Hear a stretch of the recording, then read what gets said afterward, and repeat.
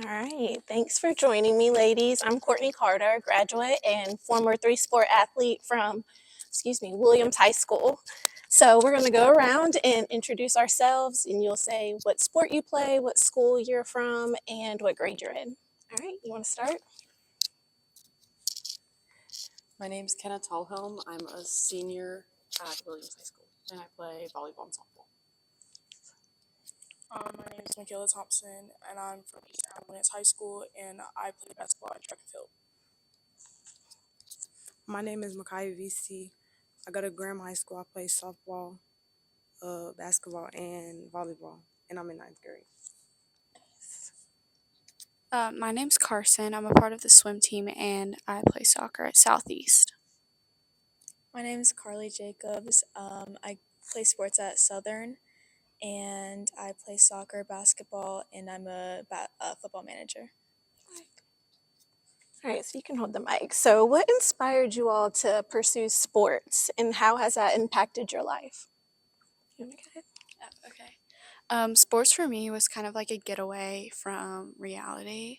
I know it was like something that I grew up with for sure, and like all of my parents did sports, so it's kind of like I was destined to do it, but I've just grown with it, and it's been something fun to do like outside of school and make friends and stuff. Carly. I think I kind of started playing sports to build relationships. I think sports is like the best way to build relationships and make friends and develop as your own person. And I think that's exactly what it's done for me. So, yeah. I play sports for 4 years now, and my mom and my dad influenced me. It's just something I've always grew up with, and it's something that kind of keeps me entertained throughout the day, and it's just something I love. To pretty much say the same thing everybody else did. My parents also played sports growing up as well, so that kind of influenced me. And then relationships, creating friends, and loving the game. I have an older sister who played both softball and volleyball. I played when I was younger. My parents put me in like every single sport, and it wasn't necessarily to follow in her footsteps. I didn't like choose softball and volleyball to follow her, but those were just kind of the two that like I stuck with and really liked the most. And so, but obviously going to all of her sports events made me, want to keep playing and see all the fun she had, and it was kind of like my fun de-stressor away from school and stuff like that. Nice. I'm sure there's challenges that have come with being a female athlete. What are some challenges you all have faced, and how have you overcome them? I think that sometimes our like sports teams don't get as much attention as they should, or like sometimes we have to compete with like the fall basketball workouts for our volleyball gym practices when we're in season and stuff like that, and so it's like feeling like you're not a priority over the boys sports. And then obviously we don't have that same student section, like people who want to come watch the sports as all the other sports. But I think it's over the years getting better, and I'm sure it'll keep getting better, but I think that's definitely not feeling like a priority is hard. Yeah, definitely the getting people to come out to the girls' game. I know playing basketball, our game's at 6 o'clock, which everybody's off of work by then, but you'll see the parents and stuff. And I mean that's still support, but it's nice to see, your friends from school as well. And at Eastern it has gotten better, I would say, like the students coming in, egomaniacs, having stuff like that. But yeah, definitely the people coming to the games for the girls is definitely, I would say, something that's hard. Just like she said, like I play basketball myself.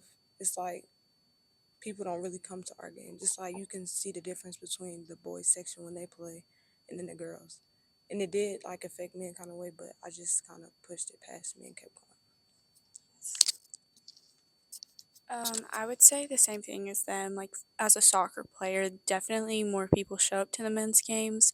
But I would also say like the things that the teams get, like the boys soccer team definitely got um, a large amount of things, and that was probably mostly because of their parents, but it also is due to like the coach giving them more. Like they just got like a team store and like food for games and all this stuff, and so we had to work to get that ourselves. And then also like I feel like white uniforms are kind of a struggle with girls sports, just due to like different things. So I feel like that can be a struggle for some girls too. I agree with everybody with the support we get in our games, especially for soccer. Like, it's only parents at soccer games, and for our basketball team at least, it's only parents as well until halftime when the boys' game is going to start soon. So I think that's honestly the biggest struggle because you don't have many people cheering for you, Mhm. and it's nice to have people cheering for you and rooting for you. Yeah, absolutely. So when I think of a student athlete, I think of balance. How do you all balance academics, athletics, and your other responsibilities? I'll go first. For me, athletics is an hour to an hour and a half out of my whole day. So I really try to work on academics during the day and then use that hour and a half as a getaway at night. Um, Either if it's like practice or something, I'll use that as a getaway. And then I'll prioritize my homework and things like that. But it is only an hour and a half out of the whole day. So it really does, you got to make that hour and a half count. And I think that's really important to put that above your homework and things. Here we go. I definitely prioritize school over sports, I feel like. And that's, I do enjoy sports and I love playing sports, but I do prioritize school. So if I have to be late to something because of an academic reason, I will be late. And I know like some people don't agree with that, and that's okay. But just like being a student athlete means being a student before an athlete. And that's kind of how I manage my grades and being able to play sports. I agree with them.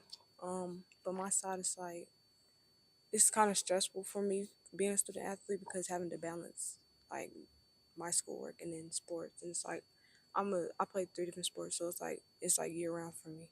So it's a little different, but I have balanced it, just making sure I stay on top of my work during the school days, and then I have my sports, so I don't have to worry about any homework or makeup work I have to do after sports and stuff. Yeah, I would definitely say I'm a procrastinator, so At least you're it's honest. definitely hard for me.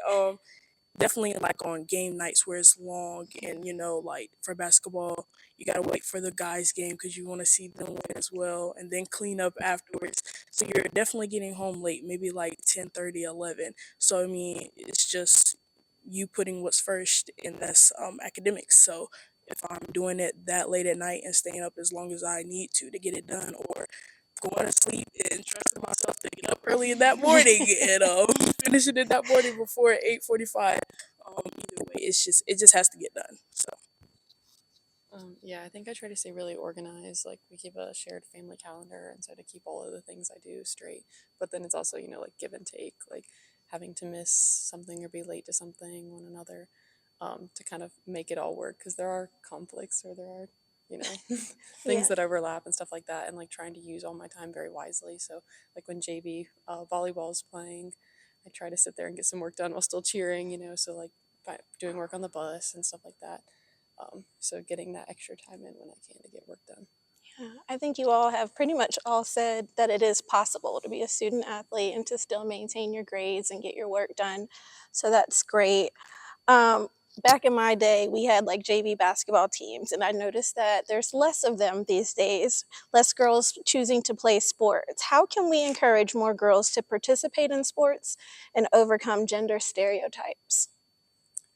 Um, I think that by providing girls with the opportunity to do like get what they want out of sports, I guess if that makes sense. So like providing the support for the team so that you feel like you're there for a reason and like that you have support backing you.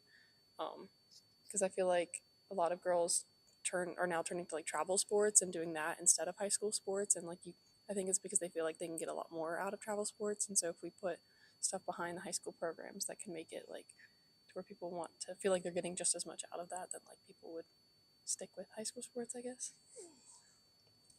I totally agree with her.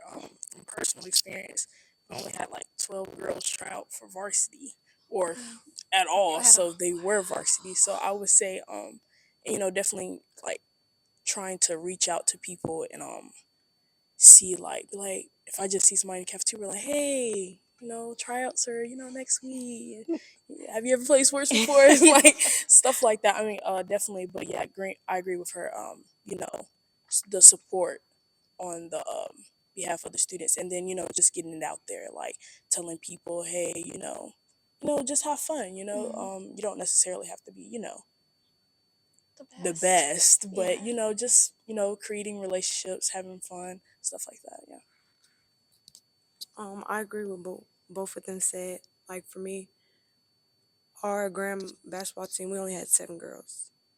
Like we had like 10 girls try out, but they still didn't like they quit and they ended up quitting because they didn't think that it was fit for them. But we only had 7 girls on our team, and it was hard for us. But I think like having given like mm, I don't know how to word it, like having more exposure Mhm. and like letting the girls know like how fun the sport is and things. I kind of connect with this question on a personal level because going to a new school, our soccer team this year, we had a handful of players who had played soccer before, and then we also had a handful of players that had never played soccer before. And it was just getting them out there, letting them have fun. And as a captain, I picked them up. We stayed positive the whole season. There was no drama, which we're so thankful for. Like, everybody was so nice to each other, and I think that really did make an impact on like the positive attitudes we all had going into it, made them not only like good people but better players and better at the game of soccer. And we had people who had never touched a soccer ball before getting all conference and even starting, and that was a really big push for us. I agree with what everyone has said. I think I think a lot of girls are intimidated to try out for sports because of past stories they've heard from how the teams were before. I know a lot of girls didn't try out for basketball because they were like, "Oh, this coach is like, she scares me. Like, I don't want to play basketball." But I mean, you just have to show them that it's fun to play sports and you can get a lot out of it. You can make friends, you could build your community, and you could become a better person yourself and a better player and a better athlete. So I think it's important to encourage girls to play sports because they can do it, and it's going to be challenging, but it's worth your time. Yeah.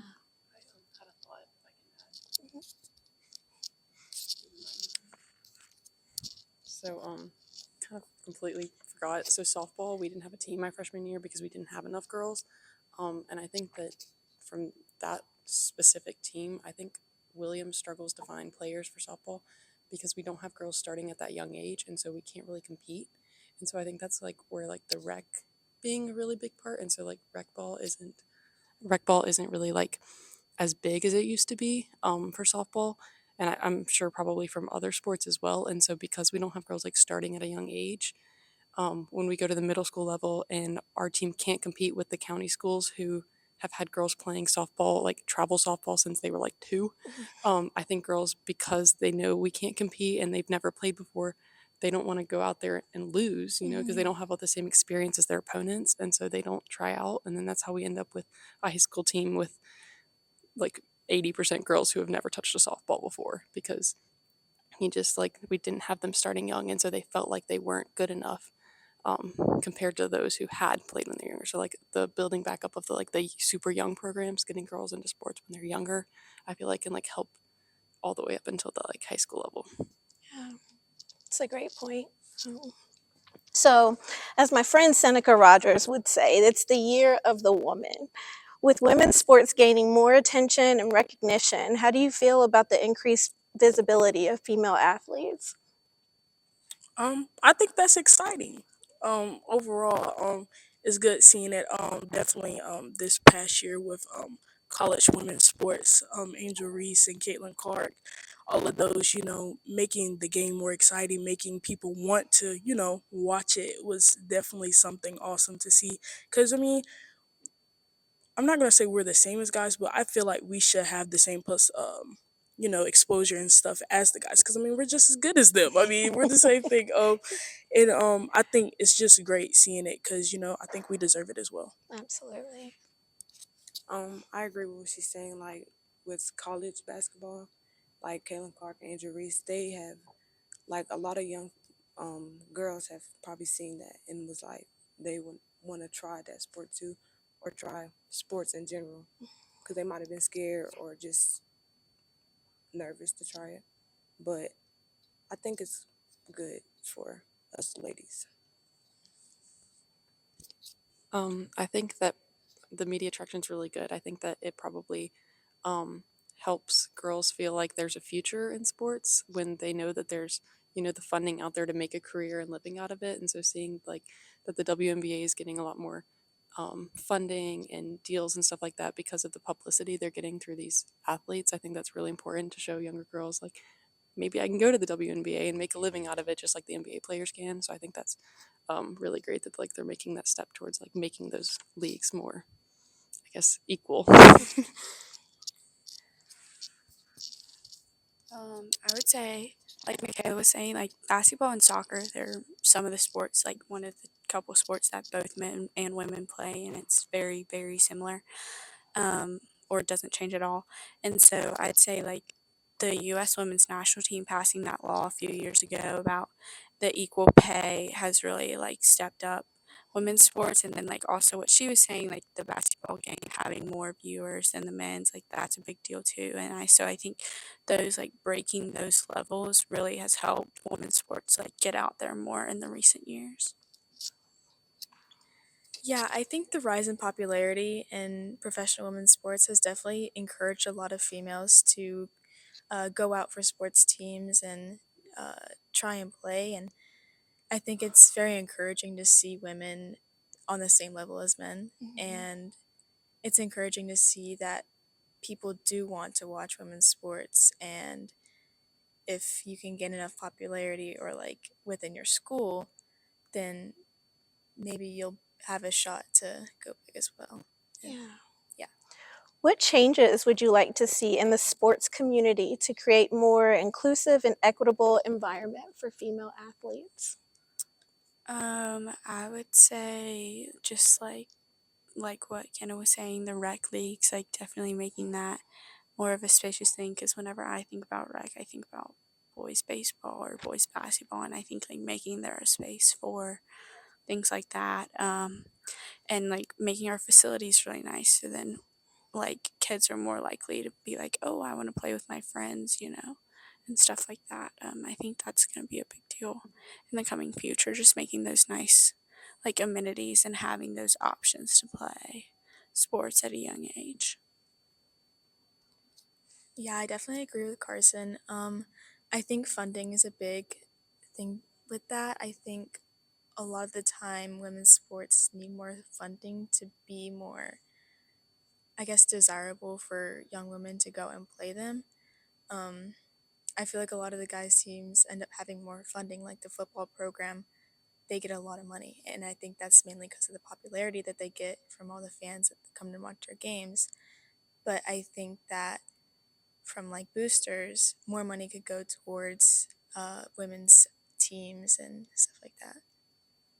Yeah, also adding on to what Carly was saying, like most of the boosters' money does go to like football and men's basketball and those sports that do bring out the most people.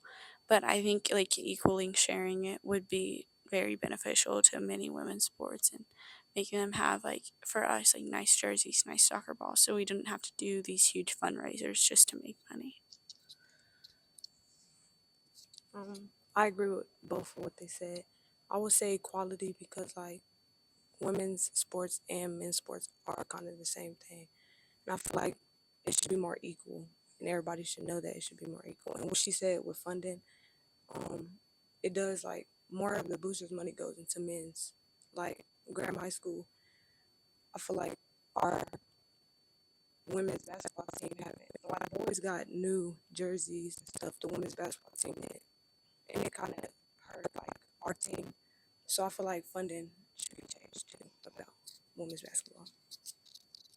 I agree with all three of them that funding, but I feel like it should really start at the schools where like the schools, like either if it's announcements or like the school page, they spread the word about women's sports more. You're definitely like at Eastern. I know there's a football page and there's a baseball page or whatever, and where like they be like games at 6 or 8 today. Does like, but I think like they should spread more about the women's sports. Like, why not have like a soccer page or like a women's soccer page or like a women's basketball page where we're sharing the same info about our games and stuff like that. And like I see posters always around school, like football games at 7 tonight, stuff like that. I feel like we should, have the same thing for girls sports. And I feel like more people would come out, like more people, students at the school as well will come out for the girls games as they do for the boys. Yeah, I feel like it's kind of like a cycle where if we don't fund the girls' sports, then the girls aren't going to want to try out, and then we won't have good teams, and then people will feel like that's a justified excuse to not come to the games, and so then obviously we're not going to bring in more revenue if people aren't going to want to come, and so it's like it all kind of starts from that support and funding from the beginning because that'll make better teams and make more entertaining games and more fans come out, and in the end it'll end up being more profitable. But I think that also like it comes from parents as well. Like I understand that a lot of the football team at our school gets a lot more, but I also understand that a lot of it's that team's parents. And so we struggle sometimes to find parents on our teams that are willing to be the booster representative or help out. And yet, they've got, obviously there's more of them, more, people on the team, but they've got 20 parents showing up to do a pregame meal. I've never had a pregame meal in my life.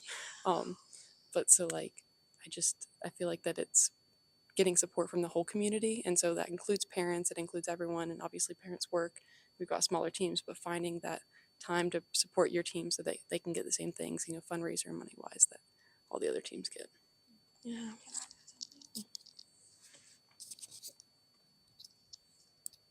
Like Kenna was saying, like the pregame meals, like I know for our team, I set up the pregame meal. And then like we had like parents bring in snacks, but it was just snacks. It wasn't like, the football boys are getting like a whole like 4-course meal and we're just getting like Chick-fil-A sandwiches. Like it's not over the top. But like Michaela was saying too, with the social media platforms, I think spreading the word about rec too, like youth recreation for those people's younger siblings could also be really beneficial to girls sports because then they could go try those new sports and start from a really young age too off those social media platforms because I think that has a really big impact with it.